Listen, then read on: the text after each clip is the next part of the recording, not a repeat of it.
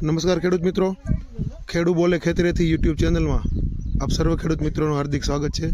આજે આપણે એક ખેડૂત મિત્રની રીંગણીના ફિલ્ડમાં આપણે આવ્યા છીએ, તો આવો આપણે ખેડૂત મિત્ર સાથે પરિચય કરી। તમારું પરિચય આપો ને। મારું નામ ભીખો અર્જુનભાઈ પાનસુરિયા, ગામ ઈદળ, તાલુકો પડદરી, જિલ્લો રાજકોટ, મોબાઈલ નંબર 9558833506। બરાબર।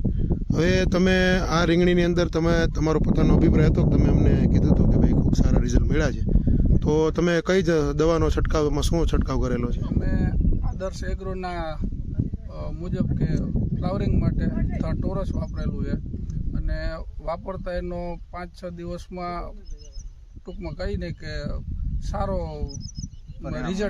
રિઝલ્ટ સારું મળ્યું છે। ફ્લાવરિંગમાં વધારો થયો છે, પાછળ અમે ઉત્પાદનમાં વધારો થયો છે।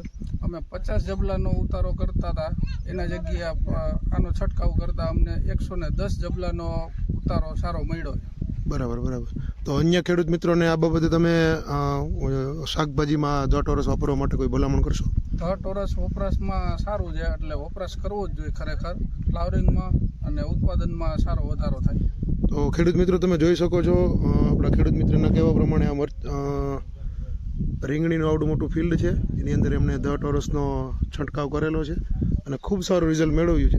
તો અન્ય ખેડૂત મિત્રો પણ એથિકલ એગ્રી સાયન્સનો ટોરસનો ઉપયોગ કરે અને સારું ઉત્પાદન મેળવે એવી આશા સાથે જય કિસાન, જય ભારત।